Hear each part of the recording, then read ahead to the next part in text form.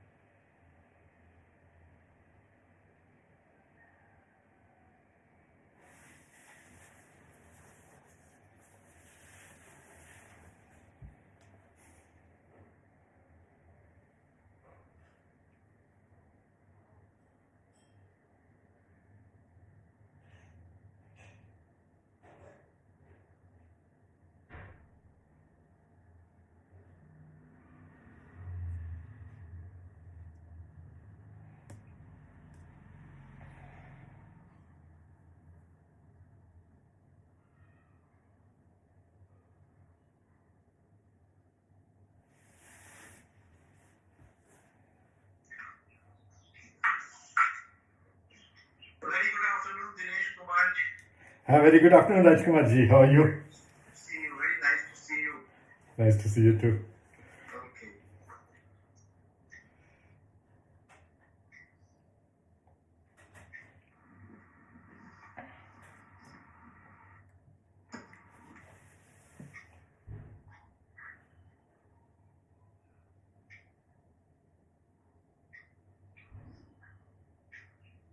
So apart from Ramesh Gupta, whom I know, other two your students. Yes, Ramesh was my PhD student before he became a SNU prof, and Kaja is my current PhD student who's about to graduate.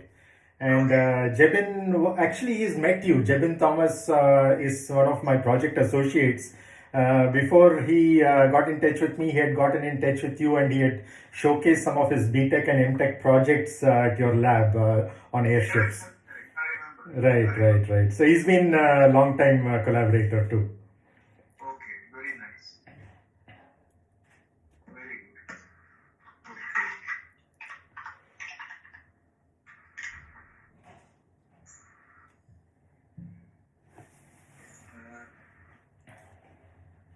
I welcome you all back to the session. Now we are going to have a talk on structural analysis of inflatable systems by Professor Dinesh Kumar from IISc Bangalore. Before starting with the introduction of Professor, I have to make one announcement to you guys that for tomorrow's session, for tomorrow's morning session, 9 to 11, actually we plan to have a talk on flight performance analysis of LTA system by Dr. Brandon, but due to some natural calamity at his location and lack of network accessibility, maybe he may not able to present the presentation. So we made a small change in the plan that tomorrow 9 to 11 the talk will be given by Professor Rajkumar Pant from IIT Bombay on how to handle the uncertainty during the pandemic situation, that we actually planned as a special session for tomorrow evening. But due to the problem with the speaker, we changed the slot to morning 9 to 11.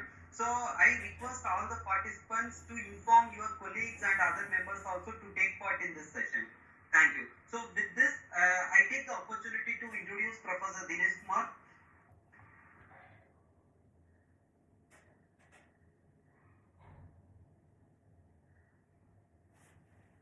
Yes. Professor Dinesh Kumar secured his PhD from Georgia Tech, ranked number 1 in aerospace engineering recently, and got his ME degree from IIT Bangalore, consistently ranked number 1 university in India, and his BTech from IIT Madras, that is also ranked number 1 engineering college in India, all in aerospace engineering as a top ranker. Professor Harun Sampath heads NMCAD lab at Department of Aerospace Engineering in Indian Institute of Science, Bengaluru, India. He is also a visiting professor at ENS Kitchen, France, TU Delft, Netherlands, and Polimi University in Italy, and teaches online courses for Arizona University and also NUS and NTU from Singapore, apart from continuing education for the industry in the area of composites and flight vehicle structures and design. With crores of rupees, millions of US dollars in funding from the government of India, Boeing, Bell helicopters, etc., he has advised nearly 100 PhD and master's students, resulting in over 330 journal and international conference articles. He takes pride in his HRD and placement efforts, as many of his students are now professors at prestigious IITs or senior scientists at PSU, or that is Public Service Union, and the MNCs. With this introduction, I request Professor Dinesh Kumar to take over the session. Thank you very much, Shri Manikandan, for that kind introduction, quite flattering. First of all, I would like to thank, apart from you, Professor Rajkumar Pant, also for organizing this wonderful, timely event, and is like a precursor to the LTA International Conference that he's organizing shortly. So I really am happy that India is taking the lead in this front, because it's the first such conference dedicated to this. I'd also like to thank the All India Council for Technical Education, AICTE, for this ATAL program, which has been extremely great in terms of an academy, as well as the, in particular, the faculty development programs that they've been conducting. And it's very encouraging to see, apart from faculty members participating in this, also a lot of students who are participating, who are definitely future prospective faculty, and therefore it's a very early start for all of them into some of these cutting edge technologies, so that they can take it forward and multiply this not just information but knowledge and wisdom to their own students whenever they become professors. In particular, also, I would like to thank Manipāl Institute of Technology for hosting such an event, and the Manipāl Academy of Higher Education, Manipāl. In particular, I'd like to thank, amongst many of my lab mates and students that Manikandan already mentioned, 3 of whose contributions you would see in this particular presentation.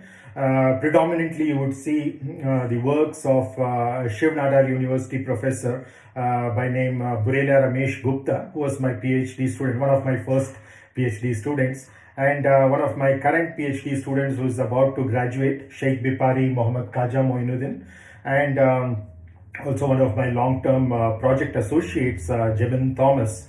I call them as the Amar Akbar Anthony of my team, or Ram Rahim Robert, if you would.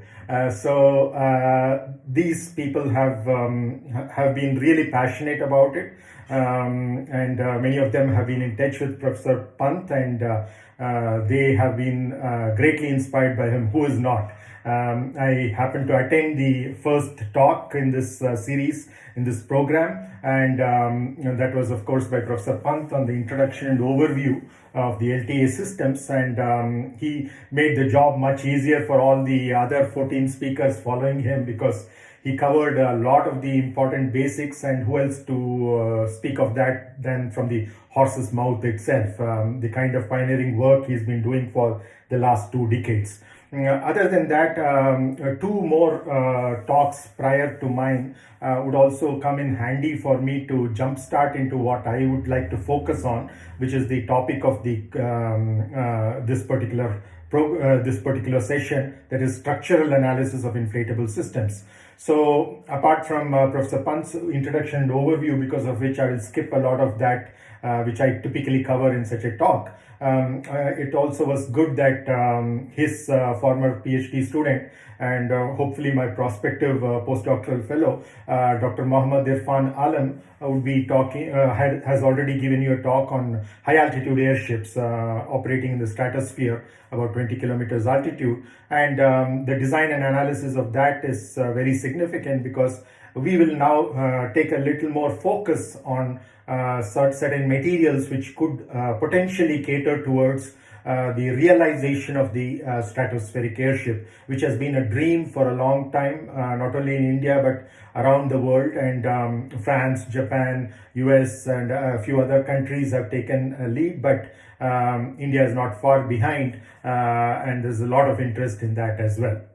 So that will help me kind of avoid a lot of things that I usually talk about HAA before I venture into structural analysis. So I have ample time to focus on the structural analysis part. The third thing that would help me, the third talk, was the session 6, what you had, conceptual design and sizing of airships. So that's also something which covers the bigger picture of how the design and sizing is done, so that we can now look into the aspects of the structure, because the materials has also been covered this morning. I had the privilege of attending IIT Delhi Professor Mangala Joshi's talk on the envelope materials. So I had a lot of material on materials which I removed after listening to that talk, because that would be redundant. It's very good the way it's been structured. I should really congratulate Manikandan and team for the not only the choice of the speakers and the subjects, but also the order in which they have put them, because it's very, very easy to develop a topic based on what has already been spoken about in the previous sessions. So we are right at the middle, Wednesday afternoon. Hopefully after lunch I'm not putting you to sleep, but I think this is the first talk in the second half of this program, and we are getting into a little more details, like what I do today on structures, what some of the things on the aspects of flight dynamics, like the performance, stability, control, etc. tomorrow, and following that more detailed understanding of design aspects and hybrid airships by Manikandan, etc.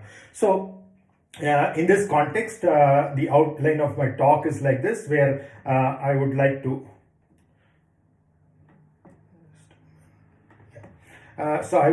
focus on multifunctional laminates, both for the envelope as well as the ballonnet. I used to call it ballonnet until I heard the first talk by Professor Pant and recognize it should be pronounced as ballonnet. Okay, so multifunctional laminates, and also more importantly focus on the structural analysis procedure using a particular methodology called the variational asymptotic method, which is not only accurate but also very computationally efficient, very suitable for both preliminary as well as detailed design, and also analysis of existing structures in general and inflatable structures in particular, where the flexibility is very large and the flexural, or rather bending stiffnesses are very low. This particular method takes advantage of those kinds of small parameters to make the solution process very, very efficient, apart from giving as accurate results as 3D finite element analysis or 3D elasticity wherever solutions are possible, because for most problems 3D elasticity solutions are not even feasible. If time permits, I'll try to touch upon a few aspects of the sizing, especially of the stiffeners, because you know that even if you have a background in general aerospace structures or aircrafts, you know that for smaller sized aircraft and lower speed aircraft, you would have typically lower loads and therefore you can go with what is known as a monocoque construction, which is like a egg-like or a shell-like construction without any stiffening. But as you increase either the size of the vehicle and or the speed of the vehicle, the loads start becoming large, and once the loads start becoming large, if you go with just a shell, then what you initially planned to have as a thin shell starts becoming thicker and thicker, and these shells eventually become so thick that the weight penalties from the structure itself are so large that the vehicle may not fly. So therefore we restrict ourselves to thin shells even for large and high speed aerospace vehicles, and instead bring in stiffening elements, what are called as ribs, or what are called as longerons, stiffeners, etc., bulkheads in the fuselage, etc. So very, very similar concept we are trying to bring over to large sized airships and aerostats as well. So in addition to the ballonnet or ballonnet itself doubling up as stiffeners, we will see how various possibilities for the design on that front. So then once we have decided to have such stiffeners, which are enablers actually for the large sized, which means larger payloads, and which also are high performance apart from high speed, for a point A to point B kind of transport, and also in terms of their sustainability, in terms of endurance, how long they can stay before they need to be attended to in a maintenance sense. So all of these aspects will be taken into account, but for all of that, the stiffeners will play a very, very critical role. And not only what you use as the stiffeners, where we are proposing not just the typical stiffeners used in other aerospace vehicles, which are rigid structures, but since we are looking at primarily at non-rigid airships, the distinction was very clearly brought out by Professor Pant in the first talk, as you might recollect. So we look at even not only the envelope, but even the stiffeners being as less rigid as possible, as flexible as possible, typically inflatable structures as options there too. And the optimal sizing of them and their placement, where you put them, how far you put them, etc., from each other, that is also very, very significant. So we will see if we can have time to touch upon that. Then another aspect, this is what Khaja is working on for his PhD thesis, more towards the dynamic instability of such membranous materials, because inflatable structures, the simplest is your balloons that you use for not just the hot air balloons, but even the balloons that you use for birthday parties and things like that. You know that once the pressure goes below a certain level, you see wrinkles on that, and that's essentially an instability. And as the pressures change, the differential pressure between the internal and external gases that are there, in the case of a balloon, it's just air in both cases, but differential pressure. And as the differential pressure comes down, you see, or goes up, you see the wrinkle dynamics also changes. So in other words, essentially it's dynamic instability kind of a problem. And finally, we will see what are the inferences and takeaways from this particular talk. About a quarter century ago, if I'm right, the inflatable antenna experiment was something which paved the way to develop lightweight inflatables, what we call as gossamer structures for space applications. So what you find as important or significant for airships and aerostats is also something that you can see how it is spun off from a lot of other related technologies. Airships themselves have a huge history, long history that Professor Pant already illustrated. But in addition, we benefit from the other developments, not only in aerospace engineering but other fields as well. And space engineering for a long time has pioneered inflatable structures for different reasons. One is they would like to take up to space and deploy structures which cannot occupy the kind of space and volume that they would occupy eventually during operation. They cannot occupy that much of space during the launch. So because the amount of space that is there in the payload cabin for these structures are very small. So if you can take it in a folded form and then go up there and launch it, then you have a much more efficient way of working these things out. And some examples of that are there in VSSC ISRO as well, in terms of solar panel deployments for satellites. And there's also a company called ILC Dover which works on these kinds of structures, where you see an inflation system over there. The word gossamer is very interesting. If you look at the dictionary examples, sentences or phrases that are given for that are that her dress swirled like gossamer, or beautiful ladies in gossamer veils. So essentially talking about very, very thin materials that you might be very familiar with from your own families, which are almost like spider's web, these cobwebs that we see, that kind of material, very silky in nature. And chiffon, tissue are very common materials for even saris in India.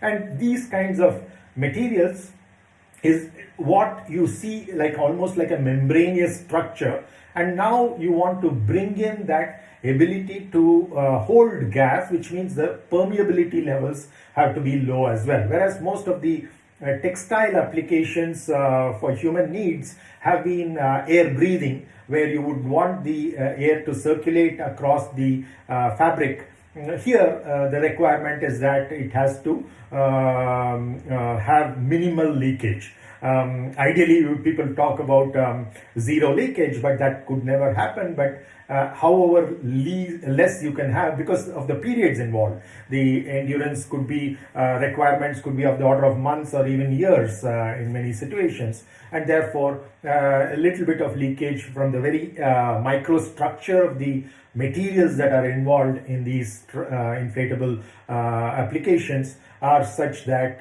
you cannot completely avoid it, but you can minimize it nonetheless by choosing the appropriate materials and the structural geometry. So when you're designing a structure, these are two important things that you always have to take into account, whether it's an airship or aerostat or any other structure for that matter, in air, space, or on land or in water. You have to give credence to the material choice that you make, which is what Professor Mangala Joshi talked about this morning, and you have to give credence to the geometry, how you come up with the overall geometry. The external geometry, of course, is dictated by the, as you saw in the second talk in this series, entirely by the aerodynamics that is involved. So you have to give credence to the overall geometry. But once the outer geometry is fixed, the internal geometry, how thick the shell is, how many stiffeners you're going to have, and where you're going to position them, how far away from each other, what cross sections they're going to have, and within the overall thickness of the envelope, what all layers are going to be there, which layer is made out of which material, how thick each one of them is, and how they are bonded to each other, the adhesives that are involved. All of these become very significant decision-making design objectives. So especially for the structural engineer. So that's essentially the inspiration from space that I wanted to showcase over here for inflatable structures, because see, essentially, though this particular program might be focused on airships, recognize that a lot of these concepts are interchangeably used across various spectrums, and the basic, as far as the analysis design is concerned, the basic math and physics remains one and the same. So we should always listen to and benefit from people working in related fields, and sometimes totally unrelated fields as well, who can give us ideas on solving certain problems which we thought were unsolvable or very difficult to solve for a long period of time. So you see that such inspirations in aerospace engineering we saw of space in the previous slide. Now we look at airships and aerostats, hot air balloons. In mechanical engineering, you have lots of examples coming from pneumatic membranes, automobile tire. The tire itself is fairly rigid, but the tube which goes into the tire is essentially an inflatable structure, as you know. And also the tire is also not as rigid as many of the metallic structures, for example, but compared to the tube, it's a little more rigid. What we could call as a semi-rigid, as an example over here. Then springs, instead of mechanical springs having air into a body designed like this as air springs, that's again very useful in many cases because it can also provide damping to a certain extent, and therefore it doubles up both as the damper and the spring element in your overall design. Then nature itself has many examples of inflatable structures. In fact, anything that we do in engineering is actually an inspiration from nature, just that engineers try to do it better, faster, or more efficiently than nature, and many a times it's possible and many a times it's not possible as well. The challenges are big because nature has evolved over many millennia, and any thing that you take cannot be a biomimicry, but it can be a bio-inspiration, where you try to see how nature has done it and see if you can do it for a specific application rather than a generic application, a little better in terms of the performances, stabilities that are involved, or in terms of the overall performance of the vehicle, etc. So then the examples from biology include ligaments, which have certain fluid which inflates them and deflates them, heart, mitral valve leaflets, and all of these, if you look at from the material perspective, what kind of tissues go into making these, and if you actually test them, which has been done by a lot of biology departments around the world, you see that their behavior is hyperelastic in nature. Elastic, most people understand, is essentially the material or the structure coming back to its original shape once the loads on it are removed. Whatever it was in the unloaded condition, coming back to the same state, to put it in a very simple fashion. Now, if you can do that for even after very large deformations, after applying very large loads over a long period of time, you typically have what are known as hyperelastic materials.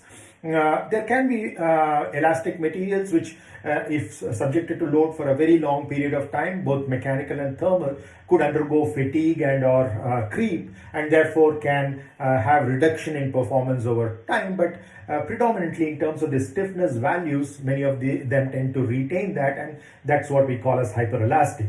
And then the other very common thing about many of these materials which are used for airships, especially the strength layer of the envelopes, are incompressible materials or nearly incompressible materials, which essentially mean if they're isotropic, then the Poisson's ratio tends towards 0.5, or in other words, the bulk modulus is infinite. In other words, there's no change in volume however you apply the loads. The overall volume of the structure remains the same. And that creates certain additional constraints that need to be taken into account when you're analyzing such materials and structures made out of such materials. Once we get on to orthotropic materials, we take advantage of another property called transverse isotropy, because perpendicular to the fiber direction, you have properties which are almost identical in all the directions, and therefore in that plane which is perpendicular to the fiber direction in any given layer, you have properties which are equal to each other, and therefore that transverse isotropy is taken advantage of. And you see many of these in the context of biological systems of nature as well. And the most direct implication of that has been in bioengineering systems, where we have these artificial blood pumps, replacements for soft biological tissues, etc. And some examples are given here of the soft heart, the mitral valve, etc., which of course the original, and then the replacements that are inspired by that. Now, coming to airships and aerostats, the difference was very clearly pointed out by Professor Pant. Of the many other differences, the major difference is essentially in the presence of the propulsion system that you have in the case of the airship and the absence of it in the case of the aerostat. Something like a difference between an aircraft and a glider, for example. Gliders are typically without an engine and just use the air to fly. But what we are looking at here it can be thought of in a very, very interesting context that is the most basic way to fly is this buoyancy, because all these lighter than air platforms, be they Gossamer structures for space, or you're looking at airships and aerostats, that essentially using the concept of buoyancy. Of course, in space where there's vacuum, there's no air or any gas which is displaced over there. But nonetheless, the material concepts and structural concepts are one and the same. But the interesting aspect is that there is a saying, ek kante ko kante se hi nikal sakte hain, or what we say, mullannu mullindane tege khagatte, or in Tamil you say, mullala da edukka mudiyum. Essentially saying that the thorn can be removed by another thorn. Another example is a diamond can be cut by another diamond. And here you're using air to lift air. So that's the most basic way in which we can see nature and get inspired by it and use itself to do the job that we would like it to do. So that's one of the very basic ways, though we have as humankind come up over the last century, especially with many, many different ways of flying, be it the rotary wing applications, rotorcraft, or you look at very recent works in the last decade or two on flapping wing vehicles, especially at the smaller length scales, inspired by birds and also inspired by insects, which make it even more challenging because of the much lower Reynolds numbers which are involved, etc. But this particular technology of the airship, or utilizing buoyancy predominantly for the lift, is something that is almost a direct inspiration from nature that we see. And of course, thanks to Archimedes for discovering that, though we all experience it and have been experiencing it forever. Again, airships, three categories: rigid, which can get very heavy for most designs, semi-rigid, which is somewhere in between, and what I would be focusing on in this talk mostly is the non-rigid category, where, as I said, the flexibility is very large, especially the flexural flexibility. By flexure, we mean bending. The main components, again, the main difference between the airship and aerostat is the engine, as we already talked about, and many aerostats, because it's static, would use tether in order to maintain its geolocations. Now, coming to the applications, especially the high altitude airship, the stratospheric airships, whose materials and structures our lab focuses on. Our lab at the Indian Institute of Science is called NMCAD, Nonlinear Multifunctional Composites Analysis and Design Lab. And unlike Professor Pant, who is very focused on the lighter than air systems, our applications have been broad-based, but essentially we work on the theoretical aspects and computational aspects, with a few experimental validation studies on materials, predominantly composites, both current composites as well as what are called as the multifunctional composites, where we have multiple functions built into the composite, and many of these have not just nonlinear mechanics but nonlinear physics and nonlinear science associated with them. I'll give a few examples when we go to the airship application shortly.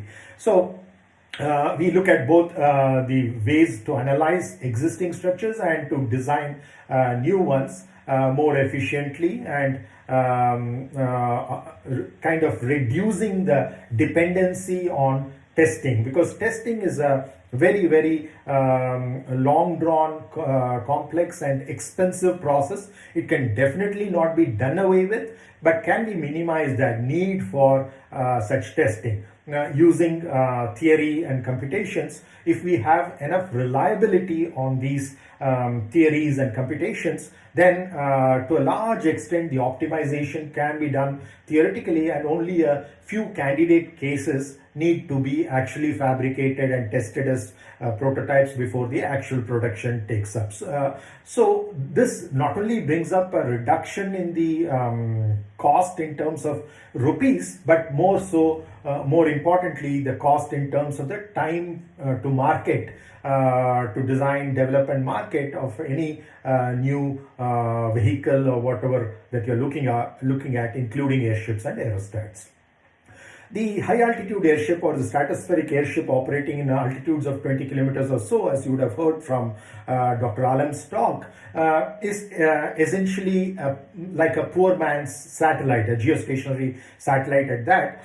So as you know, geostationary satellites are at 36,000 kilometers altitude, and if you look at just 20 kilometers, you see a huge difference in that in terms of the launch costs that are involved, and also if you are able to use the similar kind of sensors that are there on geostationary satellites, including cameras, on the 20 kilometer altitude stratospheric airships, then you can get much better resolutions.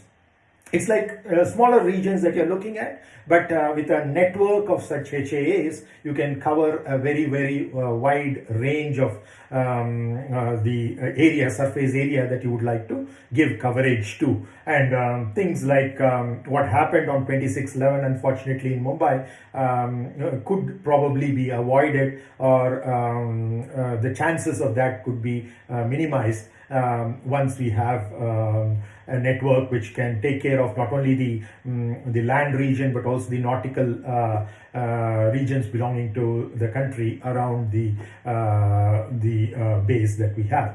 So apart from such military uses, we also have a lot of civilian applications for these, especially related to telecom, but not limited to that. And the payload capability with low fuel consumption is another huge advantage, minimizing the pollution, etc. And the space imaging for improved detail and sensitivity is another application. Energy transmission using microwaves, not only for telecom but for other applications, remote sensing, etc. And you've seen many other applications of the aerostat as well, including scientific research. Now let's focus our attention on the non-rigid airship. Though we tend to call it non-rigid airship or aerostat, what we are referring to as non-rigid especially is the envelope.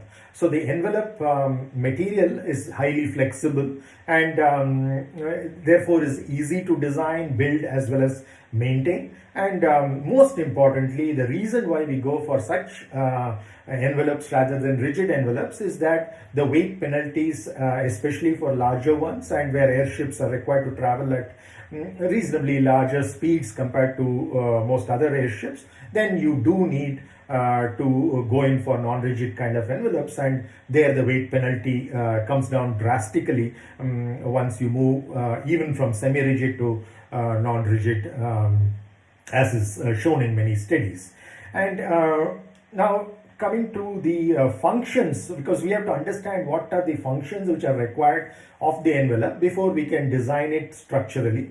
Most other structures that we design in aerospace as well as automobiles or naval architecture are predominantly just structures related. In other words, the primary requirement is a certain amount of structural strength and or stiffness against whatever the operating loads might be, and that's good enough for most practical purposes.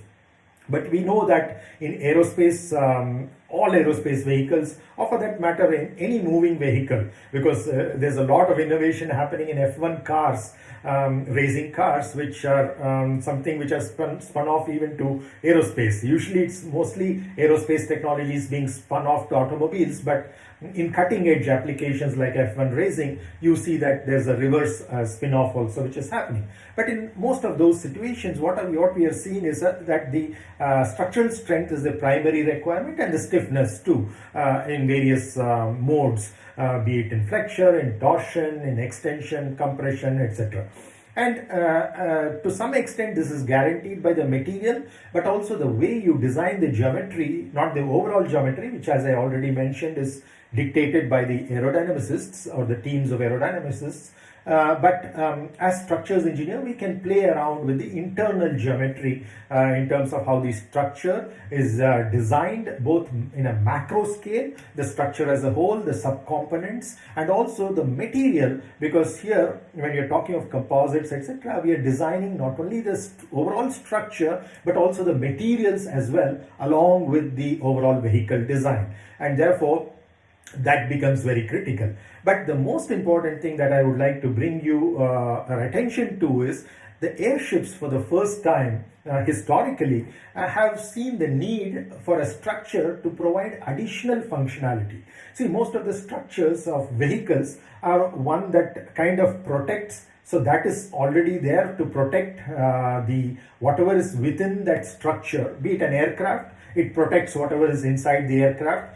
And similarly, if you look at any land vehicle or even a submarine or a ship, etc., in all these cases, essentially that is there. And therefore, because of the fact that it has to protect, it has to be in the outside. It cannot be on the inside. So the protecting layer is outside, and very luckily for structural design, whether it is for strength or stiffness, the farther you put the material from the center, so-called center, which I'm using in a very loose fashion, which more specifically becomes either the neutral axis for bending, also called as the tension center or the shear center, the torsion center, etc. Essentially, from somewhere a generic center of the vehicle, you are trying to push material farther away. And when you push material farther away, it protects whatever is inside, and at the same time increases in strength and stiffness. For those of you who are already exposed to structures or even strength of materials that most of us have been exposed to even in undergrad programs of most disciplines, we know that the bending stiffness, for example, is given by EI, the Young's modulus of an isotropic material into the moment of inertia. And you know that the moment of inertia becomes larger when you push the material farther away. And that's essentially what we are taking advantage of. And luckily, both these requirements are catering towards that. But airships brought in additional requirements. Not only are you protecting what is inside the vehicle, which in this case is helium, you don't want it to leak, etc., but you're also protecting it from the outside, which is, of course, in the other vehicles also, you need weather protection in some fashion. But since the way these airships, for example, operating in the stratosphere, are exposed to the UV radiation because of the ozone holes that we have and things like that. So the UV exposure is much more to the radiation, and protection from that is required as well. So structures are required to perform beyond their primary requirements of strength and stiffness and stability, structural stability to some extent, beyond that to give all these kinds of additional protections. And in nature as well as in engineered synthetic materials, not one single material can provide you with all these functions. So you need combinations of these.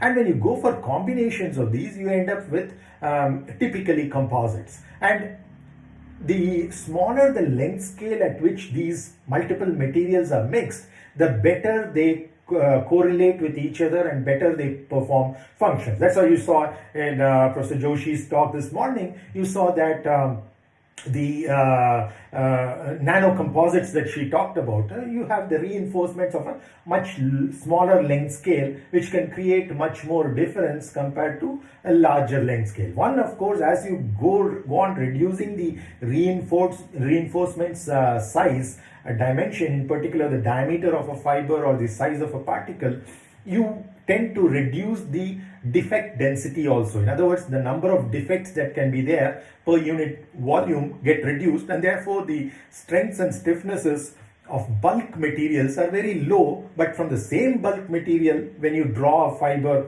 or you make these nanotubes and nanoparticles, then you get much more strength, even though the parent material is the same. Between the bulk and these smaller length scales, there's a huge difference. The other aspect is that when you put these smaller dimension particles or fibers into a matrix, the interface area per unit volume also becomes very large.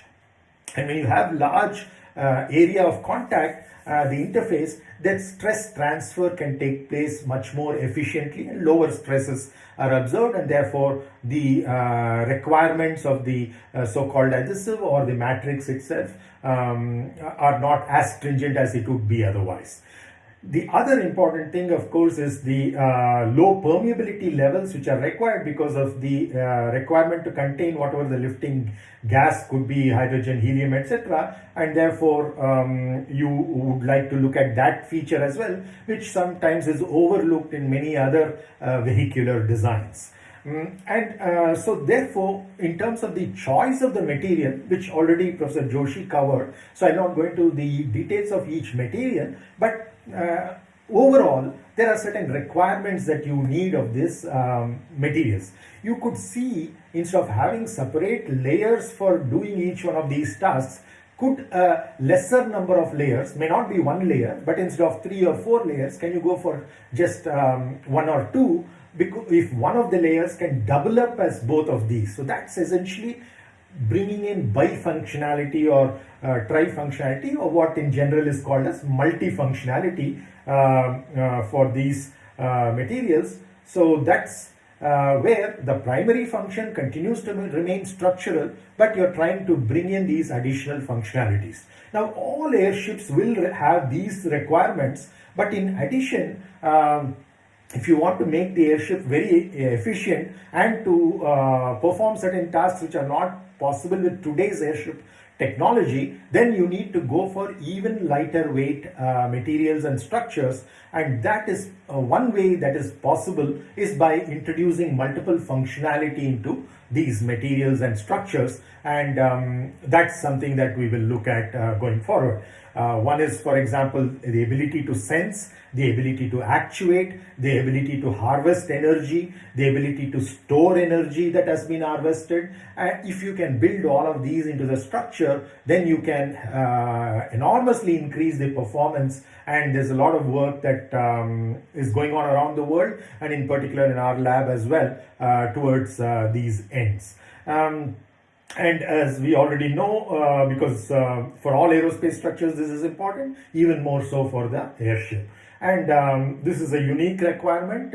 Most cases you want a stiff structure, but here you want a flexible structure, which means you're going at what are known as not shells, but membranes. But membranes can be thought of as a special case of shells. So just like you can think of fibers or like our hair or carbon fibers, etc., as a special case of a beam, so which is much more flexible. So even though we say infinite flexibility or zero stiffness, in reality it's not so. It's just that it's negligible compared to the other stiffnesses. It tends towards zeros. That's essentially what we are talking about.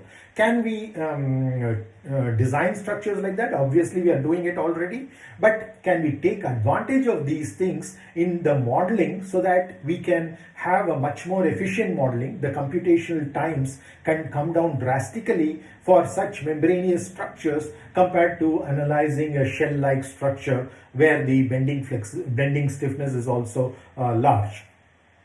The next thing, of course, is understood high structural strength, of course, per unit density. So what we talk about are specific strengths and specific stiffnesses, which become much more critical, and then, of course, permeability for the sake of the containment over a long period of time.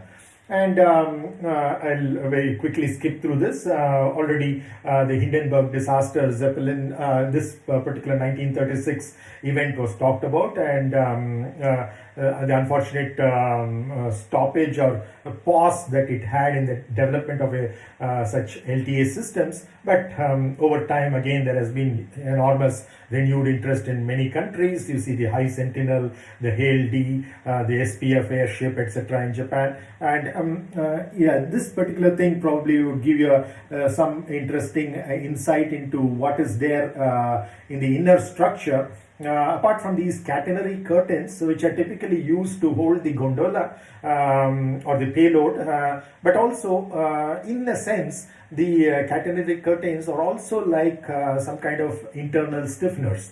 So we can think of it from a structural engineer's point of view or purely from a mathematical model point of view. Many of these are performing very similar functions, and some of the models that you develop for one can be applicable with different input data for other applications as well. And if you look at some of the, I'm not going to a very detailed review, but if you look at the status internationally, there are lots of review papers. One example is that of Liao, where he looks at comparing multiple studies that have been done across the world on non-rigid airships, in particular looking at the structural design, the analysis modeling as applied to stratospheric airships.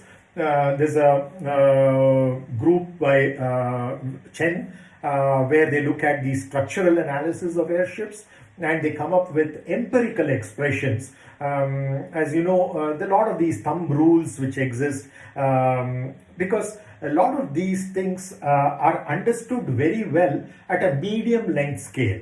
At sizes that our own sense organs can perceive, there we have very good models in physics. But if you go to very small length scales, what we call as quantum mechanics, things are less understood. And again, we go for very large scales, relativistic mechanics. Again, things are not as well understood as classical mechanics. And that's where typically a problem occurs. And so many of these material models are essentially experimental. So even though theory is trying to reduce the burden on experiments, fabrication and testing to a large extent, many of these things at the lower microstructural level in terms of what the Young's modulus could be in different directions, what the strengths could be in different directions, etc. Many of these even today are mostly measured by experiments and like for example uniaxial testing machines used for determining the Young's moduli and or Poisson's ratios, the shear moduli by torsion tests, etc. So many of these continue to be developed by that, and based on that you have many curve fitting techniques to come up with the various material models between the stress and the strain, or the strain energy as a function of strain, etc. Crudely put, this is something like what we used to do, perhaps at least I did for some time in school, is to cheat on curve fitting. You try to know the solution for various points and you try to fit in between them. But that's essentially what's happening, whether you talk of the Saint Venant-Kirchhoff model or the Neo-Hookean model, various other models, extended versions of that which exist for hyperelastic materials, dielectric materials, essentially are curve fitting methods where you are trying to perform a series of experiments in different parameters, changing directions, etc. And then you're trying to put them all together in some sense. It's essentially a curve fitting, but it's given some very fancy names, jargon that is there, which goes with it and gives it certain prestige to go with. But essentially, we have to admit where we don't know that we don't know. See, the problem with not knowing is not an issue, but when we don't know that we don't know, then the real problem comes, and that's the situation with many egoistic people. But what we are talking about here is the ability to push the limits of the theory to the extent we can, so that the experiments can be reduced, the time to market can be reduced, and the cost to market can be reduced, but at the same time we understand where it is not possible and try to give up on that, at least for now, and let the experiments testing dictate the data that we need in order to carry out these designs. And that's exactly what's been happening around the world, and that's why you see the need for empirical expressions in some cases, and not entirely physics based. But where it can be, physics limits are also being pushed, and many things which were not very accurately scientifically modeled even a couple of years back are being modeled using physics-based models today. Next, there's another. I'm just giving samples of these. Kang's group is an example of experiments that have been done on film fabric laminates, and essentially they determine the tensile properties, but also a few other properties in their other works following this one, and therefore they went for not only uniaxial tests but also other kinds of tests, and from that, all of which, one of the main outcomes is the fact that the behavior is significantly non-linear. So in other words, the kind of linear model which exists with the Hooke's law, or the generalized Hooke's law, where the stress is proportional to the strain, and therefore the stiffnesses are constant for the material at the 3D level, is no longer valid, and becomes even more so important when you go from a 3D model to a 2D model, which is what is required for a membrane or a shell like the envelope of the airship. Then these non-linearities have to be addressed. So this is determined experimentally to show that linear models don't work there, especially for hyperelastic materials, but for many other materials as well. And therefore, even in the theory or the computational model that we have to address the non-linearity. So that's as far as the main thing is the stress strain behavior, but many other structural features are also affected by this non-linearity. For example, the buckling or the other kinds of instabilities that you could have, including aeroelastic instabilities, etc., are to a large extent affected by these non-linearities, and if you don't take them into account, you are ending up with just a theoretical exercise. You may publish papers, but may not be of much use to practical applications like what we are looking at in the airship domain. Then there's a company, Cubic Tech Corp, which produced non-woven multifunctional flexible composite laminates for various LTA vehicles. So the introduction of laminates is very, very significant over here. As I said, a single layer may not be able to perform this, but can you have minimum number of layers performing it? And if needed, can some of those layers double up their functionality? For example, a piezo fabric layer can develop for energy harvesting, it can develop sensing and actuation. All three of them can be done simultaneously by it.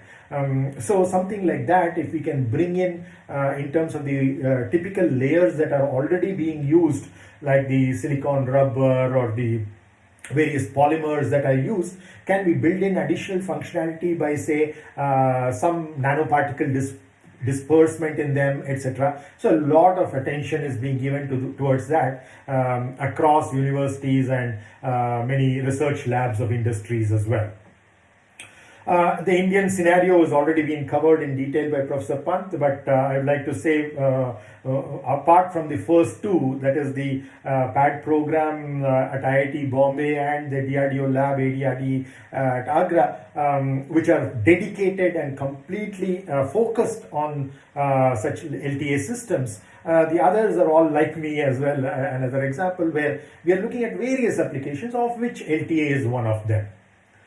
So now focusing on the multifunctional laminated shell material modeling, what we are trying to do here is to, and which we will see as we go forward, examples to the extent that I can describe in this short period, because all of these, in fact, not just my talk, but if you look at any of the previous talks as well, each of them can be developed into a full course, whether it's the aerodynamics of the HAE or the HAE itself, design, etc. Each one of them is a course by itself, and so all speakers, I'm sure, are compacting what they can offer in this duration, but I cannot complain because 1.5 hours is ample time to give a good idea about what is the requirement, what is involved, and what kind of skill sets are required in order to accomplish that from a human resource perspective as well.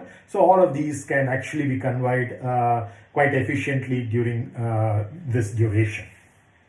So what we are trying to do is, rather than always, just because the computer exists, always go for number crunching, we want to see if, to the extent possible, can we push the theoretical limits to get analytical and semi-analytical solutions for whatever we are working on. Because once we have these, there's a lot of insight we get into. First of all, it's much faster than numerical procedures in spite of computers, hardware and software developing phenomenally over the years. In spite of that, if you have an analytical solution and you can use symbolic processing to feed that in, it's much faster, especially when you are doing something repeatedly, which is what you do in a design optimization problem. You are applying for small changes in the design parameters. You're trying to see if there is an improvement in the various kinds of performance, multi-objective performances that you are looking at in an MDO kind of a problem. So there, what you're looking at is to see if these analytical techniques can work. And that's exactly what we do at our lab. We develop analytical tools for these so-called superstructures, which are essentially laminates, where it's kind of a hybrid laminate where different layers perform different functions, but we try to see if multiple functions can be performed by individual layers as well. So that's meant for multifunctionality right from the design of the material itself rather than the design of the vehicle. So in other words, along with the design of the vehicle, we are designing not only the structure but also the material which goes into making up these structures, the envelope in particular. And so, of course, the primary requirements still remain structural strength and the limits of stiffness that you can have. Here, in this case, very interestingly, we have an upper limit for the stiffness as well. We do not want the stiffness to go beyond a certain value, the bending stiffness. So we want to keep it as flexible as possible. So then there are the secondary aspects that we need to build in: the UV protection, gas barrier, energy harvest. So this is a conceptual idea that we have in terms of one way of doing these things, where you see the very typical kind of structure for the overall envelope, because that's dictated by aerodynamics as we see. The controls, the kind of tail fins which are required for maneuvering, the payload in the gondola, and the envelope which is holding the lifting gas. But how do we go about in the interior? So can we go with a thinner envelope and bring in stiffening structures like what you see over here, each of which is an inflatable tube by itself? So just like we use a shell or membrane model to analyze the outer envelope, we would be using a beam-like model, an inflated beam-like model, for analyzing these. And these can be used not only for stiffening and maintaining the shape, but also for controlling and various other aspects. So the envelope layer, typically the functions required are to carry the main load, the flight loads, protect the payload as well. The way it is attached is also important. So while I keep saying a 2D model for this, which is a dimensionally reduced model, and a 1D model for that, many of these dimensionally reduced models, that is, which is not 3D but 2D or 1D, these models will work very well for most of the structure, but locations where there is a joint, for example, where the gondola is attached or where the fins are attached, etc., there we still need to, at the close to the location of the joints, the Saint-Venant's principle fails, and therefore we have to look at 3D models, either 3D finite element analysis or some other kinds of 3D computations have to be done over there. But nonetheless, overall, for the overall design of the entire structure or the analysis of an existing structure, it's still much more efficient, even if you have to do 3D interfaces at some of those joints. So the envelope carries the load, it protects from the UV radiation, it prevents the helium leakage, and the new things that we are trying to add here is that it harvests energy and stores the energy as well.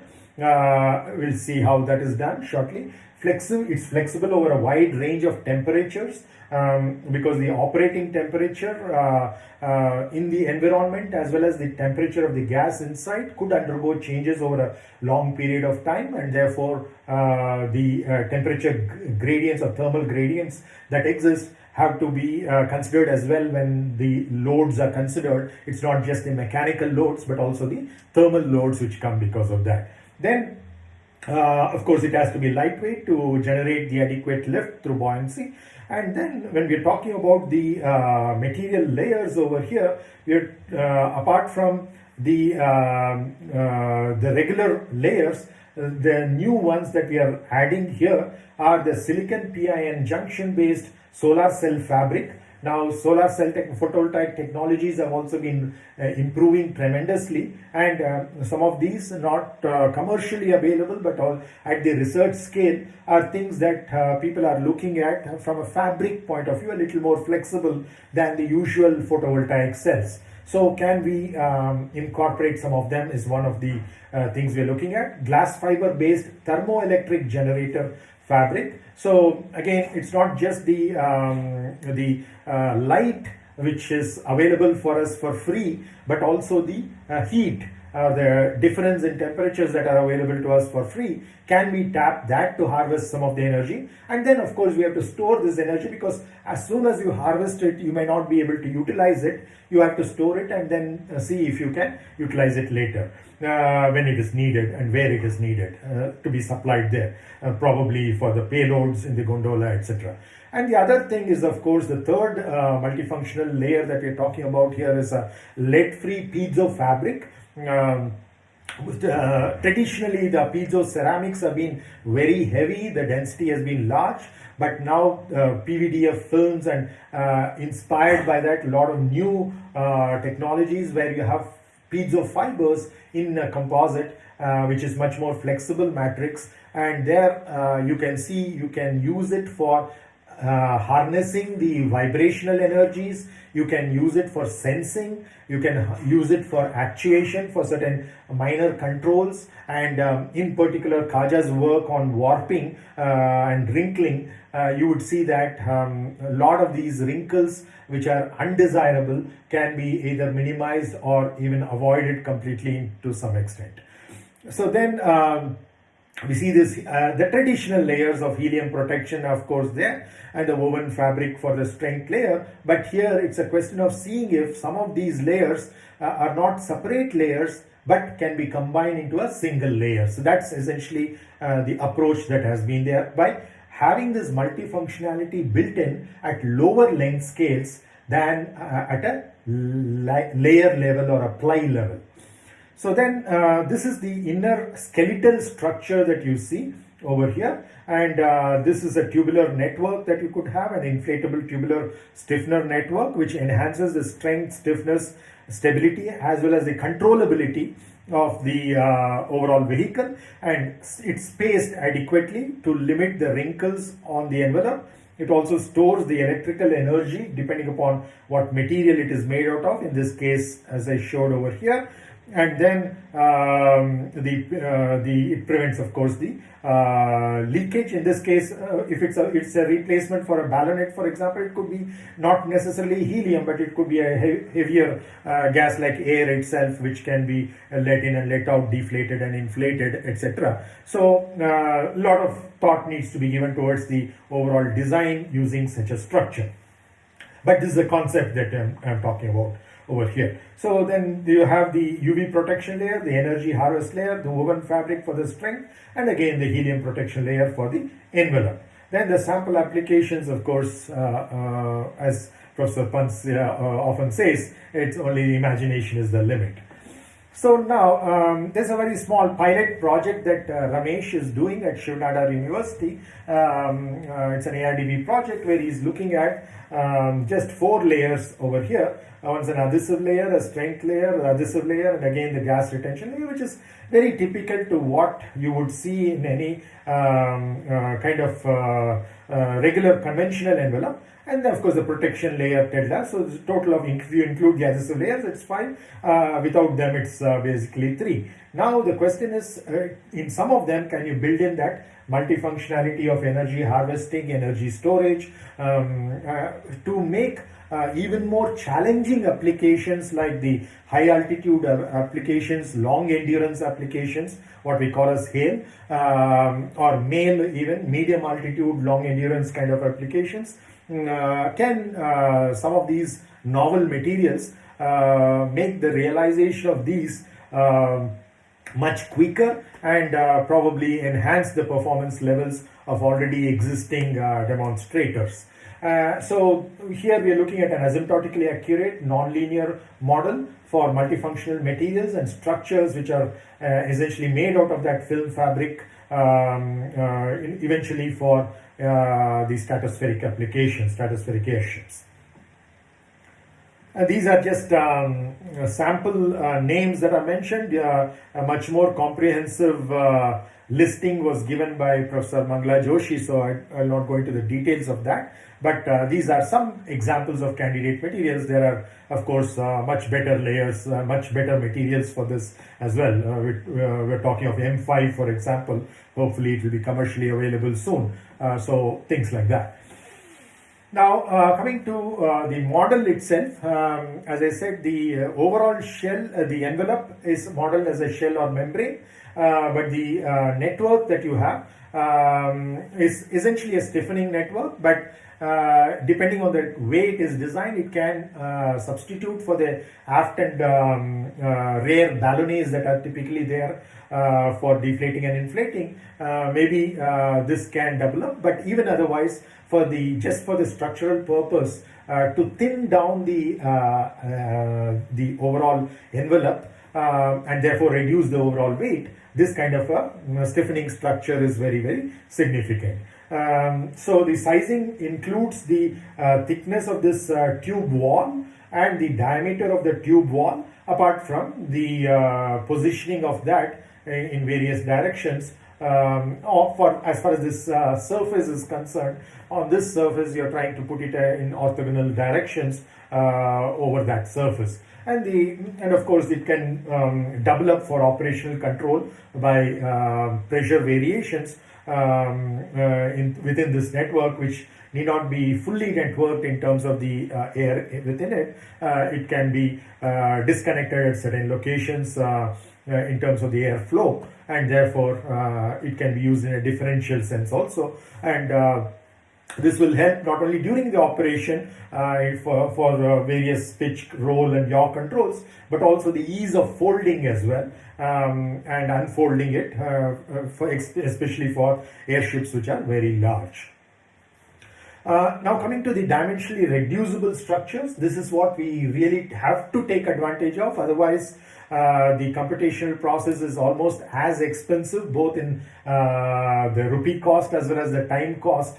It's going to be very expensive if you do run-of-the-mill 3D finite element analysis. You will get accurate solutions, but you will get it after a few weeks to months when it may not be much useful.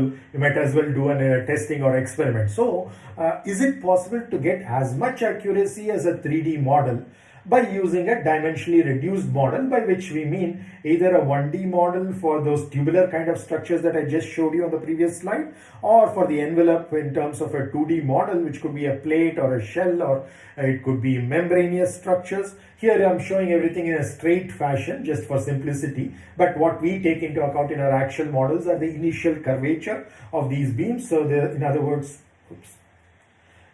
like what you saw over here, this curvature that is there of the beam can be taken into account as well. Similarly, the initial curvatures of this as well in terms of a shell-like structure that you can have over here. So those initial curvatures, when it's an unloaded structure, can be very easily accounted for with our existing models as well.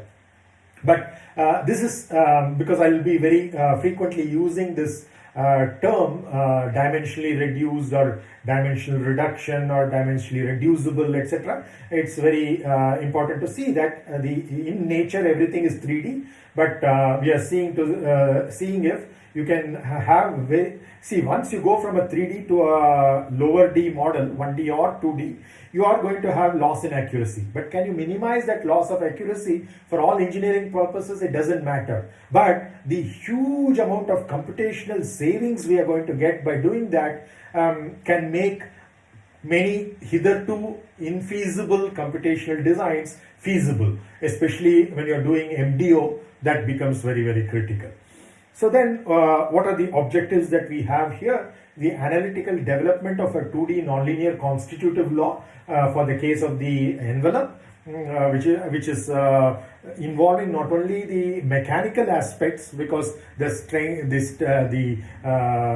stiffnesses and the strains to create a certain strain energy, but also the kind of potential function might involve other aspects of physics, like the thermal aspects. It could involve other aspects of the chemistry, like the electrochemical aspects, especially when you're looking at a battery fiber kind of a composite. So how do you go about deriving a generic nonlinear constitutive law, which is not just a stress strain law, but also relating it to the other parameters which can vary, including the temperatures, including the electric fields, etc., both applied as well as sensed.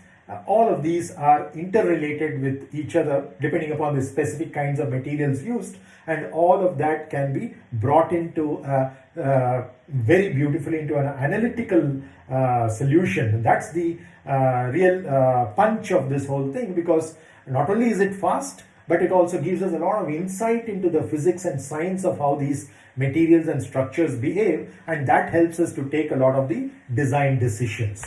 So the dimensional reduction, as I said, is from 3D to 2D for the case of the envelope. I'll not focus on the 1D because it's a much more tougher problem. Going from 3D to 1D, you have to reduce by 2 dimensions. The end model is much simpler for 1D for the tubes, but the process, the derivation is much more difficult, which also we have of course accomplished over the years, but in this presentation I'll just focus on one, because the other is in terms of the procedural aspects, the steps involved in the procedure, it's very, very similar, identical. And we'll use a very, very specific technique in order to do that, called as the variational asymptotic method, which I will introduce to you shortly. So the high altitude airships and reference surfaces analysis is done using nonlinear FEA. Of course, the same thing can be applied for regular low altitude airships as well. And we use 2D elements to do that.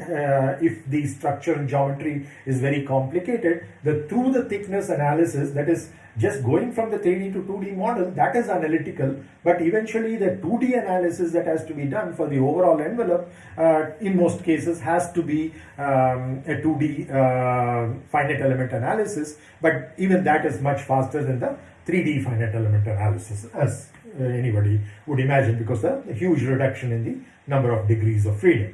Now, the high altitude airship reference surface will use a nonlinear model both in the thickness direction as well as in the 2D model. So that you see that many people recognize that the 2D analysis has to be nonlinear for such a problem, but what many people don't recognize is that the 1D through the thickness model, which helped us to go from 3D to 2D, that also has to be nonlinear, especially for highly flexible structures like what we have here. And it's because they don't take that into account, the nonlinearity of the 1D, that is the through the thickness model. Therefore, they end up with models which are not accurate and therefore not reliable, and therefore many people tend to push away theory or computations, mathematical models, and say we have to do only the actual brick and mortar kind of testing, for which a lot of fabrication is required as well. So once we take into account the accuracy to all levels of this model development, you would see that you have a much more reliable model. And when I say reliable, it's not only accurate, but it's also computationally efficient. So then for this, automatically there's a spin-off that you get the 3D warping functions and also the recovery relations to go back from your 2D model, which is computationally efficient, back to getting back all your 3D results, be it the displacement at any given point in the envelope, be it the strain in different directions, be it the stress in different directions. All of these shear and normal can all be obtained very easily as just a collateral benefit from whatever you have done to do the 2D analysis. So then all of this has been put together in developing a unified software using the symbolic processing platform that many of you might be aware of, Wolfram Mathematica, and validation of the preliminary results with existing literature, as well as a few basic experimental studies have been carried out. Now, in understanding this overall development, instead of jumping into the equations and scaring you, because the equations are something like what I call as the backstage, whereas what Professor Pant demonstrates in terms of his actual flying HAAs are the actual stage, and they are the heroes and heroines in the movie, whereas there are so many people in the movie who are working backstage in order to get that accomplished, and this is one small step towards that. The structural design and analysis looks ugly in terms of the huge equations that we have, etc. Those of us working in it enjoy it, but those of who are new to it find it mind-boggling. But there's really nothing to it as long as you understand the jargon involved. See, in many new fields, they're all based on the same things that we learnt in high school physics and math, just that the terminology which is used is peculiar to each field, and therefore it puts off people from other fields. But it's very important for us, especially working on overall systems like LTA systems like this, to understand these jargon, look through the jargon into what the actuality is. And if you look at the actuality in the structures problem, it's very simple. There are just 4 variables that are involved. One is the generalized displacement. Rotations are also included in that. Then there are the strains. Both normal and shear strains are there. Then you have the stresses, again normal and shear, and then you have the loads that are applied, which could be forces, moments, pressures, what have you. And again, it could be of other kinds, like non-mechanical, like the thermal loads, etc., whatever those loads are. Now, these 4 variables, you typically have some of them are known, some of them are unknown, depending on the problem that you do. For example, if it's a design problem, you know for what you're designing, what are the expected loads, and based on that, you have to determine the stresses, strains, and displacements.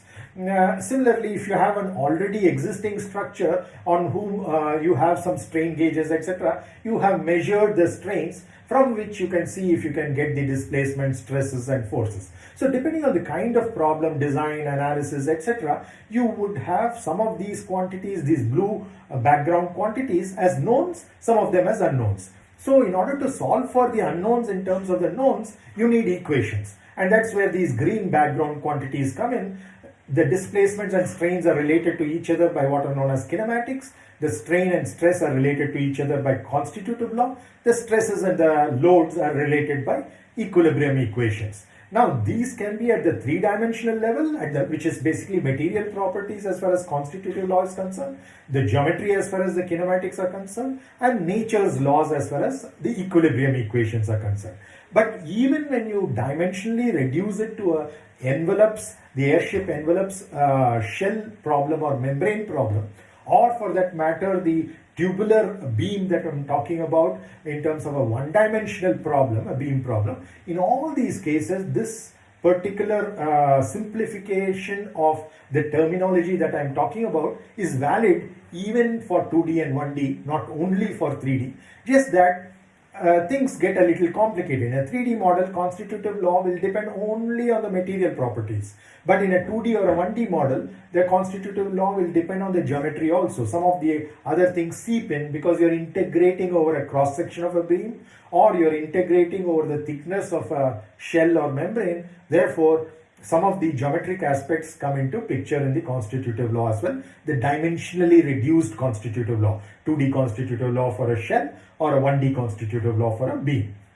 Now, essentially, we have seen that from the literature as well as a lot of testing and even flight testing for that matter, not just lab testing, people have seen that many of the materials that we use here are nonlinear materials, and also there's another kind of nonlinearity which is essentially very, very critical in this problem as well as almost all aerospace applications, where this kinematics, in other words, the strain displacement relationship, cannot be taken to be linear. It has to be non-linear, both at the 3D level and at the dimensionally reduced 2D or 1D level. So that being the case, now we have a complication of, usually people deal either with only material nonlinearity or only with geometric nonlinearity. But what we have is a situation where both of these are acting at the same time. And for nonlinear models, principle of superposition will not work. So you can't deal with one at a time and then say, I will add the other later. It doesn't work that way. You have to look at the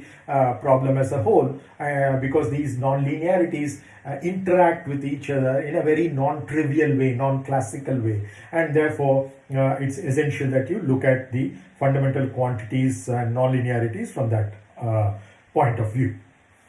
So now, is our way the only way? Obviously not. There have been many ways, and still many ways are continued to be used.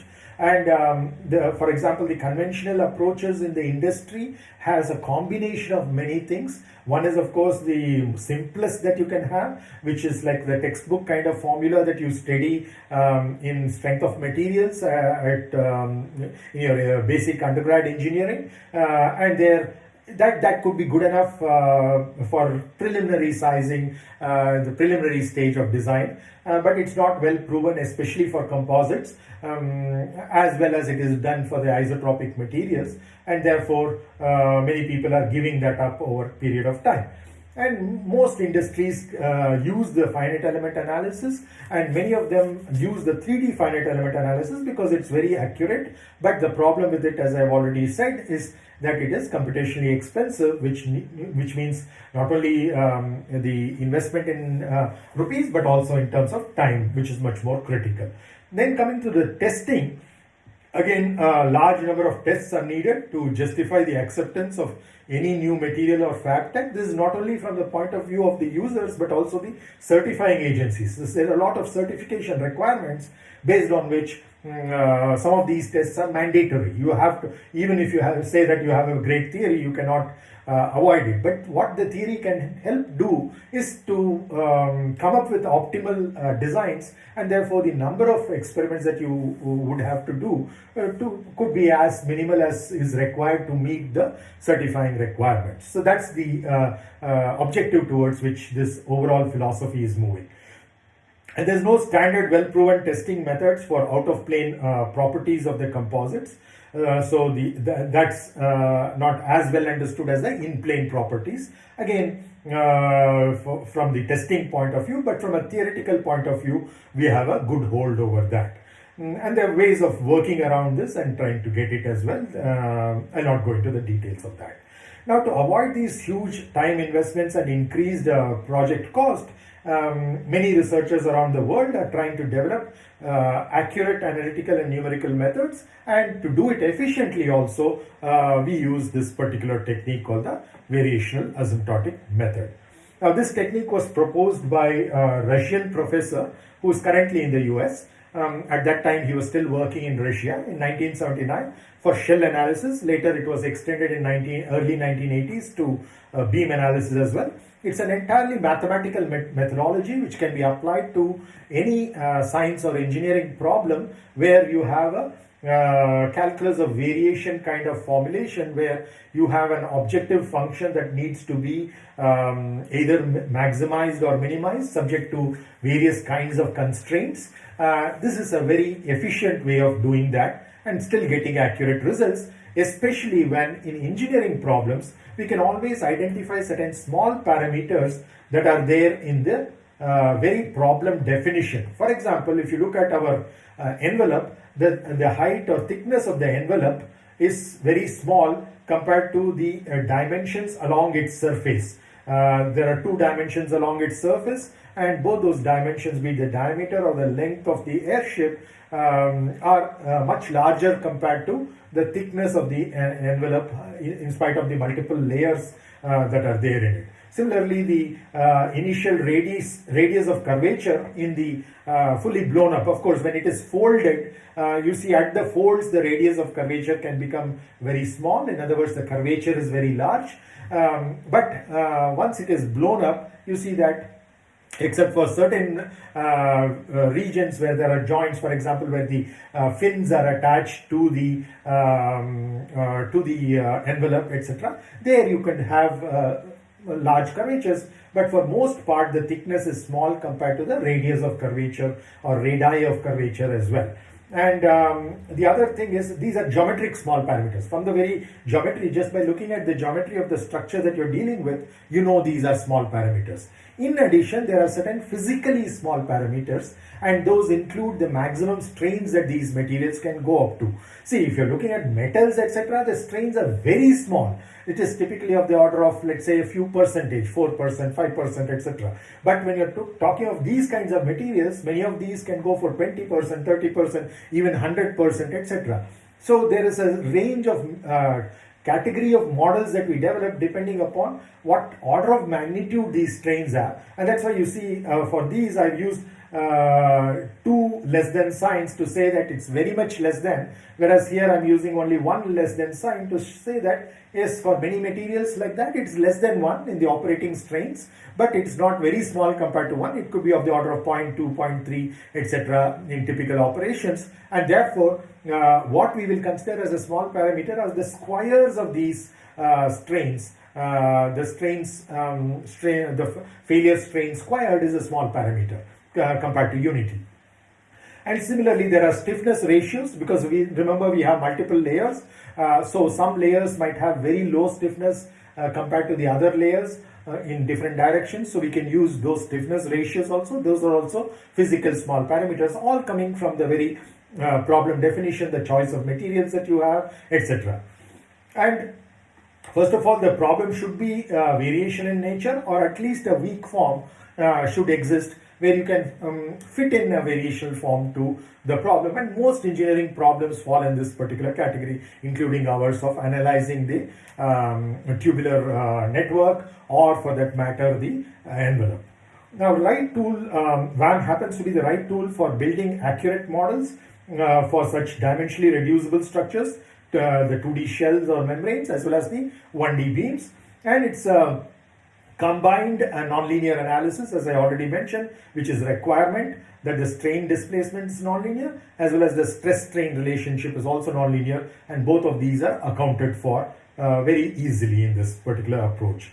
And therefore, it is kind of combining two different approaches which have been existing in the literature for a much longer period of time, even before 1979. For almost a century, there have been variational methods, and there have been another separate stream, parallel stream of asymptotic methods. Now, variational methods have certain advantages in terms of accuracy. Asymptotic methods have certain advantages in terms of efficiency. Now, by combining these, you are trying to bring in both accuracy and efficiency into the problem. So that's where VAM brings in a very distinguishing factor for many applications in aerospace, in particular for airships where you have a highly flexible membranous geometry. So one thing is, it does not make any ad hoc assumptions. It's physics based. It's applied to the functional level rather than to the differential equations, unlike asymptotic methods, purely asymptotic methods. So therefore it is less prone to errors, and it's both efficient as well as accurate, which means it is reliable. It's a rigorous theory, and at the same time, when we present it, people don't need to look through the complicated derivations. Only the end results need to be used, and those are engineer-friendly results which can be programmed into interfaces, software interfaces for post-processing and pre-processing, which is quite simple to do these days. Then we have, of course, all the effects which are non-linear and non-classical, which are automatically captured.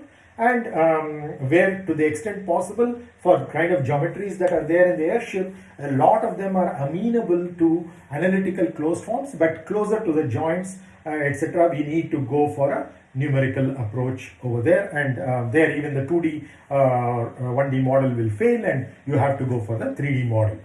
And then it's a tool to check the asymptotical correctness of other theories as well, because this is mathematically rigorous and its asymptotical correctness is guaranteed mathematically. Therefore, any other theory which comes about, its correctness can be checked as well. So I think I've kind of run out of the time, so I'll just summarize probably with some of the results that in just a couple of minutes. I'll skip all of these derivations and equations and results, which are the main result of this work, but I will focus on some example applications. Very simple applications are taken here just to demonstrate the capability, but it can be taken to much more complex structures. Now, if you look at this particular example, it's a clamped at the ends, edges. Just a quarter of this circular plate is taken into the analysis. It's made out of a hyperelastic material, which is also dielectric. In other words, there's a coupling between the electrical field and the mechanical field over here, and it's subject to an electric field, and it's being a hyperelastic material. Some people propose to use a Neo-Hookean model, NH. Some others propose to use a St. Venant-Kirchhoff kind of model, which works, changes from material to material. And this is, of course, those were originally for purely elastic, hyperelastic plates, now or hyperelastic materials, 3D. Here we are extending it to include the electric field, electroelastic model, and taking into account not only the mechanical properties that you see here, but also the dielectric constant, and applying a certain voltage. You see that the kind of differences that you get from various models that are used, and this is why I was talking about the importance of still doing experiments in order to deal with the material constants to see which is a more accurate model for this particular application, because you can have differences in terms of the maximum central deflection that you have over here between the two mathematical models can exist. So this is something that we published just about 6 years back, and then the same problem has the electric field can be thought of as an effective pressure, and you can plot the deflection versus that. Once again, differs for the two models, and here it's of course a blown up scale, but nonetheless there is a substantial difference between through the thickness transverse displacement at the center, how it's distributed along the thickness of the shell. Then this is another example where you will just have a line force which is acting, which could be similar to the gondola which is hanging over the envelope. Of course, it's attached through the catenary curtain, etc. But in a simplified analysis, just to showcase and also to validate with the literature, using 3D finite element analysis, we can do it almost like 100 times faster and get almost same result as what the literature gets. So this is the kind of computational efficiency that I'm talking about. And this is the most important thing we have done with the envelope, without the stiffeners and with the stiffeners. And you can see the need for stiffeners from this particular set of results. Here we are plotting the average von Mises stress versus the envelope span, where you see that as the span increases, in other words, you have a larger and larger airship as you go to the right of this curve, you would see that irrespective of what kind of materials you're using, the stresses go up tremendously, and it could very soon reach the failure levels of these materials. In other words, the strengths of these materials in the tensile normal direction. So similarly, if you look at the envelope thickness that is required, you see that the thickness required becomes very, very large as you go in order to reduce your von Mises stresses below the strengths of these materials. So you would see that the kind of thicknesses are very large, which means the weight penalty will become very, very large. Similarly, the kind of envelope pressures that you see over here are much larger, with much larger pressures. You would have the von Mises stresses increasing as well. These are all kind of obvious, but the point to note is that the weight penalty that is incurred because of these reasons makes the unstiffened or monocoque construction unwieldy beyond a certain size or performance requirements, and therefore the stiffeners are required. And with this last example I will conclude, where just for the illustration purpose we have just taken two stiffeners, tubular constructions, which are also inflated structures, and then this envelope, part of the envelope in between them. So it's just not the entire structure that we are looking at, just a part of the structure, a substructure analysis as we call it. And here you would see that the kind of stresses that build up close to the points where it is attached is going to be of concern, but the way in which it is attached has to be such that that can be taken care of in these problems as well. But overall you would see that comparing this problem to that problem that we saw previously in terms of similar kind of loads and same material, you would see a huge difference in terms of the maximum stresses, which come down quite drastically. And and it changes with the diameter to thickness ratio. As the diameter to thickness ratio increases, in other words, it becomes a much more thin-walled structure and more stiffening is required, you would see that the stress levels are increasing, but once the stiffeners is introduced, with the stiffeners, that will come down as well. So this is the effect of the stiffeners on the envelope.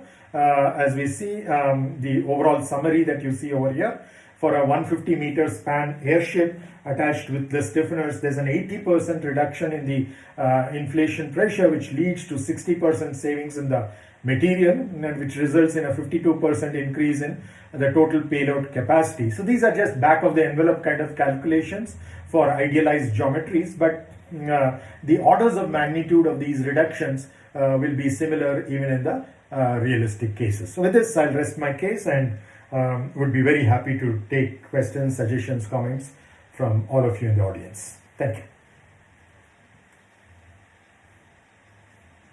So thank you, Dinesh, for a wonderful talk covering all the details. I think it was really amazing the way you could cover the entire thing in such a short time. Thank you very much, Professor. Let's see if people have any questions. Sure.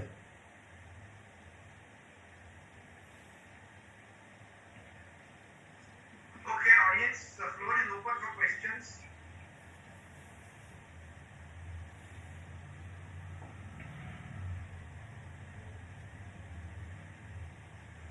Namaskar, Dinesh sir. Namaskar. I'm Shravan this side. Yes, Shravan. Yeah, nice to see you. So Shravan is a second generation NM cadet, the student of Professor Ramesh, right? Yeah, that's Yeah. right. Okay. I mean, in a way, you summarized the work that I am doing. Uh-huh. So it was a revision for me. Thanks a lot for that. Pleasure, sure pleasure. Thanks for your inputs towards this presentation as well.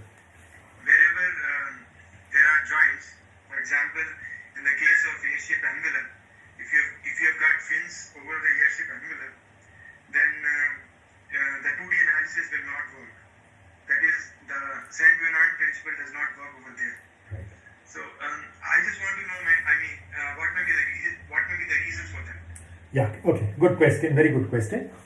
See, as you know, most people might recollect the Saint Bernard's principle. What it says is that in the interior of any structure, the actual stress distribution, displacement distribution, strain distribution, etc., will not be affected by the actual way in which the loading is done at the ends. In other words, as far as the two sets of loads are equivalent to each other, then both will cause the same stress, strain and displacement at the interior points. But as we go closer and closer to the end at which the load is applied, you would see that the values will be different for different kinds of loading condition, even though the two loading conditions might have the same resultant forces, resultant moments. So in the fin, essentially what is happening is that these are control surfaces, right? So, or used for stabilization as well. So essentially there is a load, air load, which is coming through them, and that is getting transferred to the envelope. So at that point of application, the way the load is applied changes. Therefore, we need to look at the actual way in which the load distribution takes place and the load transfer takes place from the fin to the envelope. And that particular distribution is very significant in determining the stresses in that region. Whereas as you go farther and farther away, just the resultants of those fin loads will be good enough to determine your stress, strain and displacement accurately. I hope that answers your question, Shravan. Yes, definitely, sir. So one more doubt. Yeah. I was thinking about the boundary conditions, especially the displacement and rotational boundary condition that may be applicable to a floating airship. So could you share some insights on that?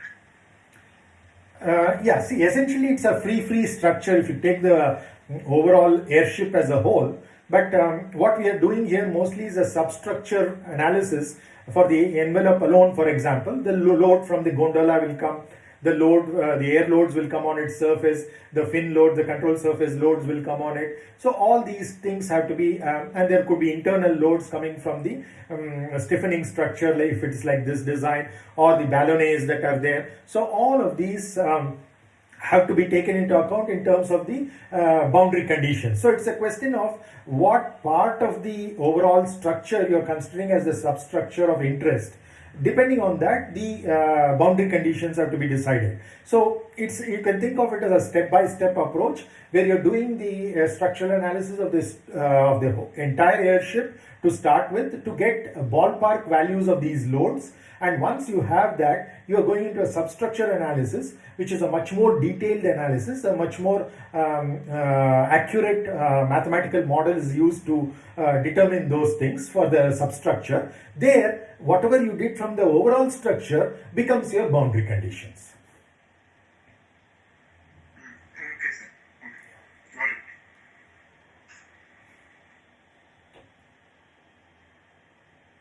Any other questions? Anybody else? Hello, sir. Yes, please. Hello. Yeah, go ahead. Yeah, Dr. Babu was speaking, sir. Yes, please go ahead. I Yeah. have a question. When we are incorporating the stiffeners, Yeah. how to accommodate that? Because it will be, you are talking about some substructure analysis, Mhm. but would it be possible with the variational asymptotic method that stiffeners will be accommodated in the modeling? Yeah. So you see, there are two parts to this whole analysis. So this envelope that you see here is essentially a two-dimensional structure because the thickness is small compared to the other dimensions, like the diameter over here and the length over here are very large compared to the thickness. So here you will do a 2D model. Similarly, for this tubular structure, you can either do a 2D model or you can do a 1D model, which is even more efficient. It will be slightly less accurate, but for engineering purposes, it doesn't matter. But you can hugely reduce it by going one from 3D to 2D, but here from 2D to 1D as well. And then these will be attached to each other, right? So these will be bonded to each other or some way of attachment, not probably throughout, but certain regions probably. And so you're essentially seeing that what kind of interface conditions are there. So some can be a friction kind of boundary conditions, some can be no slip kind of boundary conditions. So you can decide based on the normal loads that are occurring, and it will be a dynamic boundary condition that you will have. And so there are two sub-problems, but these two sub-problems are not independent. They will interact with each other and will share their boundary conditions, and that's how it works. And for going from 3D to 2D also we use variation asymptotic method. Going from 3D to 1D here also we use the variation asymptotic method. Just that this dimensional reduction is little more complicated compared to this. But the savings in computational time could be of the order of 100 orders here. It could be of the order of 1,000 over here. And so therefore you are getting almost same results as 3D finite element analysis, but much faster.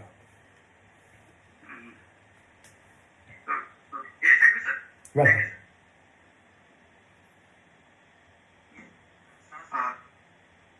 Good afternoon, sir. Good afternoon. So thank you so much for the enlightening presentation. have a question. Sir, can we look at a structure which is in part monocoque and in part tubular for the advantages that might be? Absolutely, absolutely. There's no hard and fast rule that the entire structure has to be either kind. So depending upon the requirements, you can make a design decision that it's partly semi-monocoque and partly monocoque. So see, essentially what you would do is those regions where the loads are not very large and therefore the stresses that might occur could be much lower. There you don't need these stiffeners. So it's only in regions where you have much larger stresses, the thickness of the shell is becoming so large that you want to reduce the weight penalty by bringing in these stiffeners. So just for illustration purpose, it is shown in the overall structure over here, but that need not be the case, and they need not be equally spaced and things like that. You can have them more closely spaced in regions where the stress levels are higher. This is very similar to what you would do even in a finite element analysis. You know that you use smaller elements in regions which are more critical compared to the rest of the structure. You don't use the same sized elements everywhere, right? So that is in a computational sense. This is in an actual physical design sense also. The same thing applies. Thank you so much, sir. Welcome.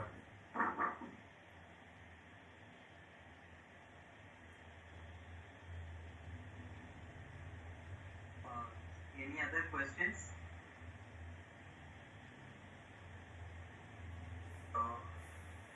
So I have one small question. Yes, please. Yeah. My question is that are there any studies which talk about the tendency of creating pinholes in the envelope and whether any modeling efforts can reveal those dangers? The second part of the question is easy. We can determine the effect of those things to a fairly accurate level. But in terms of the actual studies, unfortunately, I have not looked through the literature for that. But the feasibility definitely exists that you can have these small holes and you can understand what happens around those holes in terms of the stress concentrations that are involved, and you can see if these stiffening structures can be utilized to handle that. A very crude analogy would be the windows in an aircraft, where you have these earlier they used to have these square or rectangular windows which were prone to damage at the corners, and people slowly moved on to the elliptical or oval shaped windows that we have today on most aircraft. So that's of course a large sized hole. What you're talking about is a pin sized hole, and in terms of the actual feasibility of doing it, it is you may not be able to stiffen around that, for example, but you can stiffen close enough to that to probably avoid that, and that may not necessarily be a stiffening throughout the structure, but localized in nature, and so you should be able to handle those kinds of stress issues. Right. I also have not come across any study, but I thought you might have. Okay, Right. so I think this is something which needs to be explored. Sure, yeah. I understand that it's a very important problem. Okay. Anybody else would like to ask anything? Ashwani Sharma sir has raised his hand. Okay. So may I? Yeah, please, Ashwini ji, go ahead. Dr. Dinesh, fantastic presentation. I am, missed a little bit in the beginning, but I'll catch up with Dr. Pant on that. My question is very mundane. Again, I am from an aircraft maintenance background, and all my questions are always filtered towards that. Now, it's a very common question, which I don't know, it's probably not very worthy of being asked in this August forum, but I'll ask in any way, because any question is a good question. So, how do you inspect the insides of an airship, whether it's an aerostat or a semi-rigid? Because you need to probably inspect it for finding any flaws in the surface which could later on lead to a breakage or a loss of the gas from within. So, are there any specialized techniques or procedures? How do you inspect it from the inside? That's my basic. Yeah, in fact, that's an excellent question. I don't know why you humbly stated that it may not be a right kind of question, because it's very, very important from the maintenance point of view. And that's where some of the suggestions that we are making, there could be, of course, many different ways of doing it. But one way we are looking at it is that the inner layer is the piezo fiber layer, which can develop as a sensor as well. So the sensing data is directly transmitted, and that can be utilized in order to compare it with the database that we have for the healthy structure, and to see if wherever there is a slight difference in the strains in different directions for the same kind of internal pressure in the envelope, you would be able to detect some anomaly that is happening over there, and then probably you can localize your NDE techniques at that particular location to see if you can determine what exactly is the issue and how repair or overhaul can be done at that particular location. Thank you, doctor. You have answered my second question. You preempted and answered it yourself. In aircraft, we use a lot of non-destructive testing techniques to check the surface anomalies, subsurface or inside, which is difficult to reach location.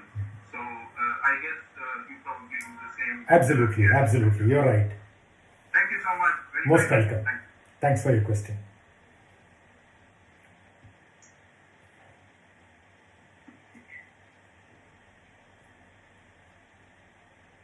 Okay. Anybody else?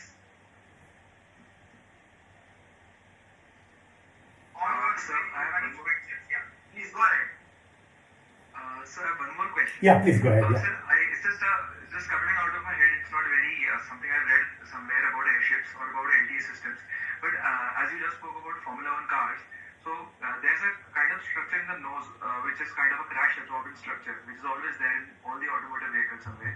So in airships, do we have some kind of a structure there in case to stop in case of a crash somewhere it comes down? Yeah. Do we think in terms of that?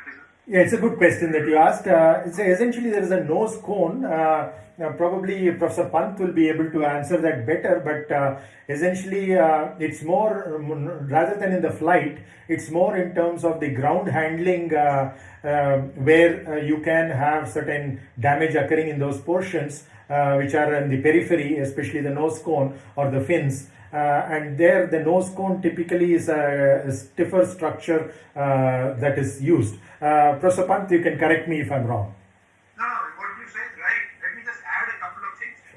So there is something called as a nose pattern structure, which is in the nose of every aerostat and airship. Now, in the case of airships, the nose patterns or the nose cone is used to attach to the mast also, because the mast is a physical body to which the balloon or envelope has to be attached, right? So you can't attach a flexible envelope, it will tear locally. So we attach the structure to that. And also, when an airship flies at a reasonable speed, there is a dynamic pressure half rho v square acting on the front portion of the airship, and the pressure inside is not very high, it's just slightly above atmospheric. So what will happen is that if you do not strengthen the nose will cave inside, it will be pushed inside. So to prevent that also, we stiffen the nose by providing the nose battens. And actually they have done some work on that already. We have made these nose battens for all our small airships and also for aerostats. So I should be able to show you some of the images and all that. So it's a very valid thing. You need to have stiffening of the nose. Thank you, sir. Thank you so much. Okay.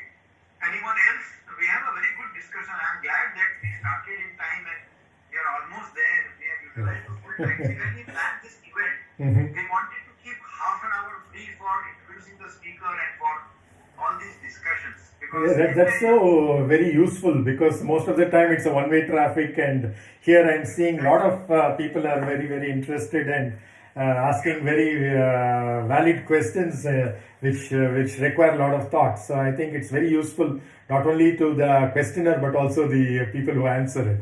Yeah. In the online mode, that is a problem.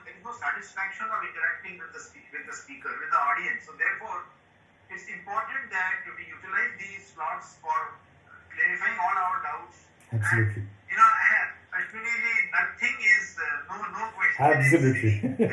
True. Absolutely nothing is silly.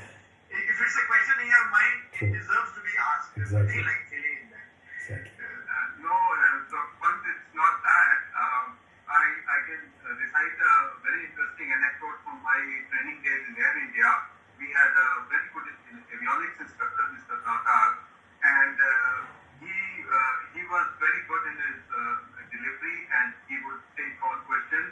But there was one batchmate of mine, I will not name him. He would always ask a question for the sake of asking. So Mr. Tata would get guilt at that, and then one day he said, when I say any question, I don't need any question. Why I was a little apprehensive in asking all my questions is because I'm not an academician like you guys, and I'm in a very august gathering, so I'm learning every second that I sit in front of the screen. It's absolutely wonderful for me. It's a great learning experience for me. Yeah, it's very interesting you mentioned that, Ashwini ji, because I have a very interesting anecdote as well. When I joined as faculty in the initial years, in the interview committee, again I'll not name the people there, of course, but some of you might be able to guess. So there used to be this particular gentleman as part of the committee who always, whenever he asks a question, he doesn't look at the candidate. He is looking at the rest of the committee and asking the question just to get accolades for the enormity of the question. Dr. Pant, I'm a little disappointed today. Okay. In what way? Because today you did not give me a chance to practice one of my foreign languages. Today all the Well, you can practice one of the Indian languages that you don't know. We have so many of them. In Kannada and Tamil, and not on the Tamil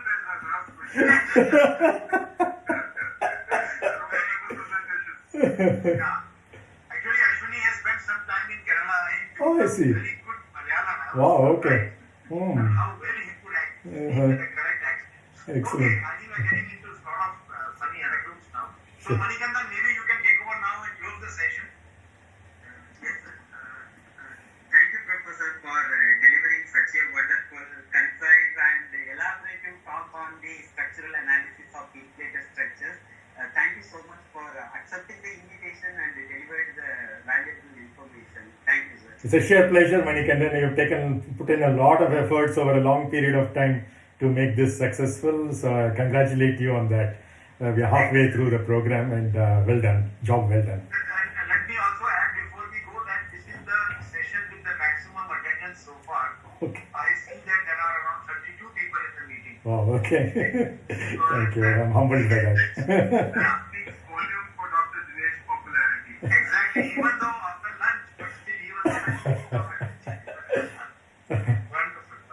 Okay. Thank you so much, everybody. Wow. Manikandan, once again you can repeat about tomorrow's. Yes, sir. Yeah. Just I want to remind you once again that tomorrow's session starts at 9 a.m.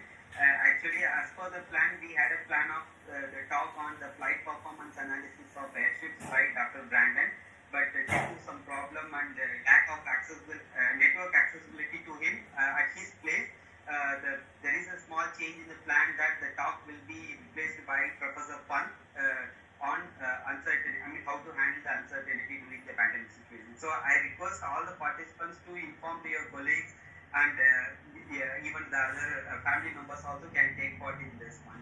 I also request Professor Dinesh Kumar also to be part of that. Sure, yeah. Okay. And one more thing is, tomorrow we have a flight dynamics day. So we have two speakers, one from IIT Madras and one from Brazil, ITA Brazil. They will talk about flight dynamics and autonomous control of airships. All right. It was chance for me to practice some Portuguese, sir. Yeah, why not? One thing I want to tell you that actually Dr. Brandon has given his presentation, so the recorded lecture will be given to the participants for your reference. Yeah. So he was facing, you must be knowing there is a lot of problem in Kentucky, USA. There is a tornado there. So he said there is no power in my place. But somehow he managed to record a session and share with us. So it's half a GB, 512 MB. But still, we will try to somehow share with everybody. And then we can have a discussion on that. Okay, so see you all tomorrow in large numbers. Okay, bye. Thank you. Bye-bye.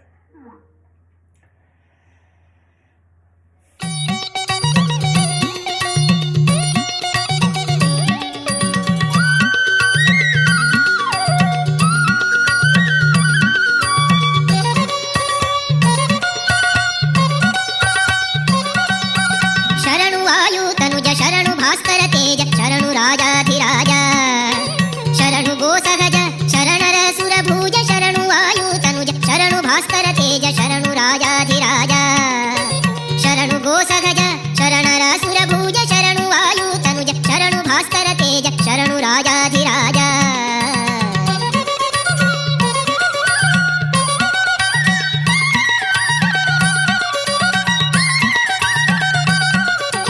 ರಾಮಚಂದ್ರನ ದೂತ ಸೌಮಿತ್ರಿ ಪ್ರಾಣದಾತ ರೋಮ ರೋಮಕ್ಕೆ ಕೋಟಿ ಕಾಮ ಸಂಹಾರನೆ ಭೂಮಂಡಲ ಧರನೆ ಭೀಮಸೇನ ಭೀಮರಿಪು ಗಂಟಲ ಗಾಣ ತಾಮಸಜ್ಞಾನ ಬಳಿ ನೀ ಮುಂದೆ ಬಂದು ಸುಳಿ ಶ್ರೀಮದಾನಂದ ತೀರ್ಥ ಶರಣು ವಾಯು ತನುಜ ಶರಣು ಭಾಸ್ಕರ ತೇಜ ಶರಣು ರಾಜಾಧಿರಾಜ